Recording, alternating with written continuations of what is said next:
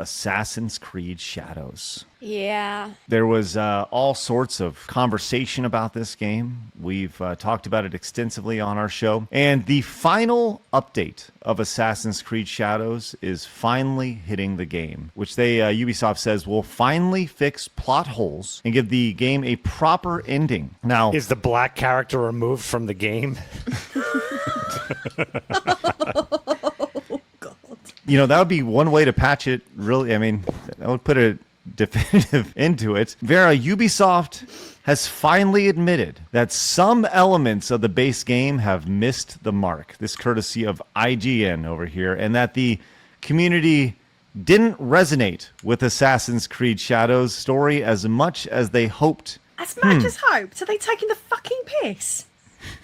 Yeah. Well, the thing is when the game had came out, they of course tried to release the player counts and interactive figures to try to make it seem like the game was doing really good. And then even at shareholder meetings, they were talking about how there was a strong community response. So now what they're doing is they're just saying it was a weak community response because the game is over. The game is dead. Of course, this is going to happen with any sort of single player games, right? You can't expect them to constantly hold on to high player counts because when you've played it, you're done unless you do a replay or DLC launches. But now they're just saying the part out loud that they didn't want to initially admit because they wanted to try to, as media companies like to do, own the chuds, and it epically failed for them. It sold just over 4.5 million copies. Now, this is apparently, they said that generated about $180 million in revenue. That's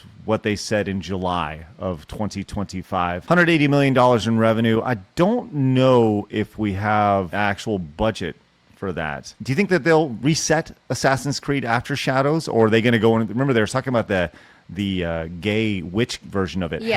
Hex. So Hex is their next game, and Hex has been, embroiled in controversy since there were leaks surrounding it. And from what we understand, when Assassin's Creed was basically handed over to the Tencent Ubisoft creative venture, Vantage Studios, or Creative House Vantage Studios, they pulled back a little bit because it was supposed to be like a lot of magic, and she could turn into a cat, and blah, blah, blah. They've toned those elements down from what we understand, but ultimately it is a woman being wronged by men. But what I will never understand about Hex is that the premise is women are wronged by men because men accuse them of being witches. But if she can do alchemy and turn into a cat, then she is a witch. So the men were correct up front.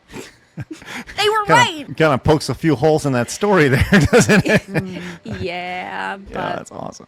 Hex That's hilarious. I don't think Hex in any way, shape, or form is going to reset Assassin's Creed. I don't think that Hex is going to be able to save this series. I think that they have sort of tried to go in that direction with a Black Flag resynced, and I think that is going to sell quite a lot because people love it and are so nostalgic for it. But I definitely do not think that the future of Assassin's Creed is looking bright, especially after Shadows lost them so much money and did so poorly. The response to this over on... Oh, yeah, I'm sorry. Go ahead, Decade. In the run-up to Shadows coming out, every shop I went into that sold games, so like Smith's, a toy shop, and so on and so forth, had a huge amount of marketing. So that...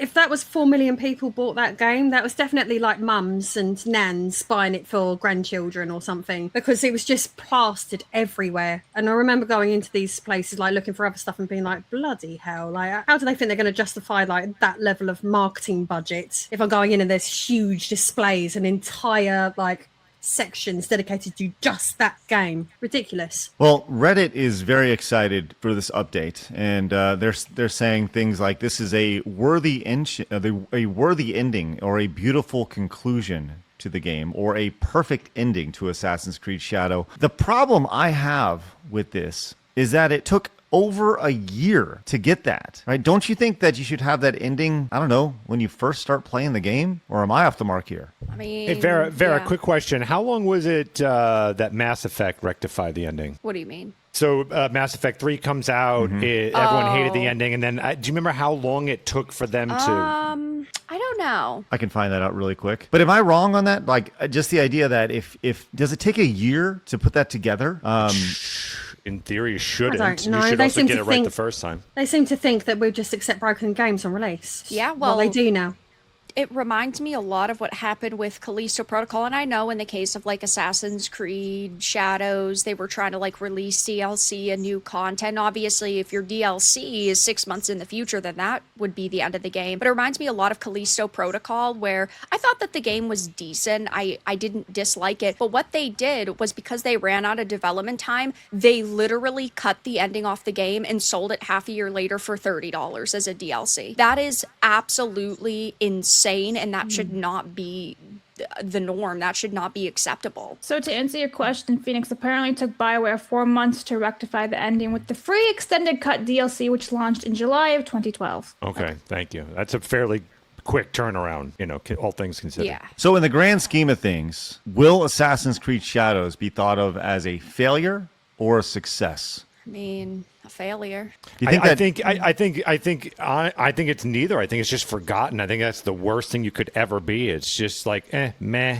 I think that's how it'll be remembered. Yeah, because even something like Concord, right? It was such an epic failure that we're still talking about it and it's memorable. Or there are games that are such smashing successes, whether they're indies like Silksong or they're games like Claire Obscure or even, AAA games that end up making tons of money. But yeah, I mean, they are remembered for specific reasons and Shadows isn't memorable. I don't know. I feel like it's kind of like Ubisoft's equivalent of the Saturn launch. They've just... Yeah, go ahead. Yeah, basically. They rushed it out. They released it early. They put it on... Yeah. So Shadows, though. Shadows was... I'm sorry. Go ahead, Decade. I apologize. No, sorry. I'm doing that thing where I've got a half-formed point in my head because at the moment my brain's going Sega, Sega, Sega, Sega, Sega on everything. So, so I brought up the 32X earlier. Now I'm talking about the Saturn launch, and it's not going with anything. I love that you're constantly thinking about Sega. Like I love that. Today. Look, Yeah. this'll please you. Your most favourite game is right next to me. There you go. There you go. You want Sorry, to burn that. I had to boot her from the show. I'm sorry. Lady Decade is no longer allowed to be on the show ever. That's the sequel, right? Was that the sequel or the first one? Tides of Time.